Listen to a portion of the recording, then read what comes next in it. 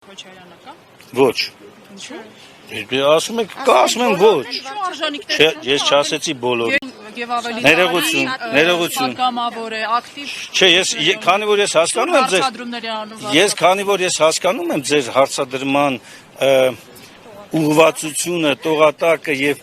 ներողություն ես բարձ հանգարց չվիրավորեք, նենգավորության խորությունը,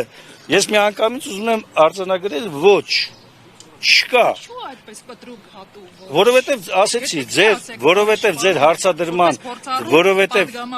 այ հենց այստեղ հենց այդ փորձառությունն է միանգամից, որպեսզի կտրեմ թելը հետագա ենթադրություններից։ Իսկ ինչ վերաբերում է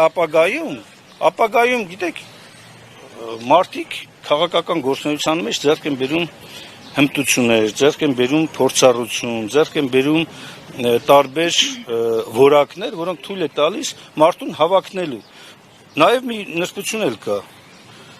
Այնպես չի, որ վարչապետի թեկնածուն ասում ես ու լինում է, հա, մարդինք էլ դի ցանկանա։ Եթե այդ մարդն ասում է, չէ, ես չեմ ցանկանում, այդպիսի հարց լինի։ Ոնց է որ 10-րդ։ Ինձ էլ հարցրեք, ես 29-րդ տեղում։ Ինձ էլ որ ընտրություն կատարեի ձեր եւ Լևոն Քոչարյանի վարչապետի թեկնածուների միջեւ միանշանակ Ես ձեզ խորհուրդ եմ տալիս, ավելի լավ է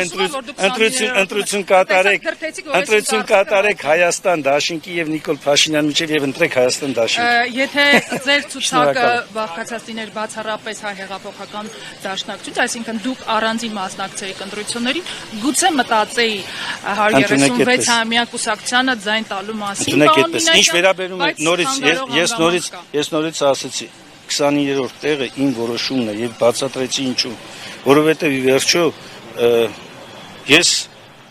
այս որակի պարլամենտը սազական չէ մեր երկրին, մեր ազգին, մեր ժողովրդին։ Ես չէի ուզենա երկրորդ անգամ այս որակի խորհրդարանում լինել։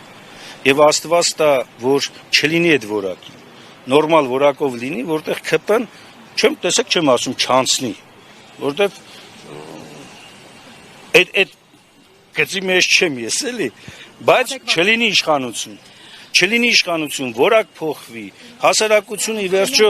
որակյալ հատված տեսնի։ Այսքանը շնորհակալ եմ, լավ եղեք։ Լավ, փորձառության մասին խոսեցինք։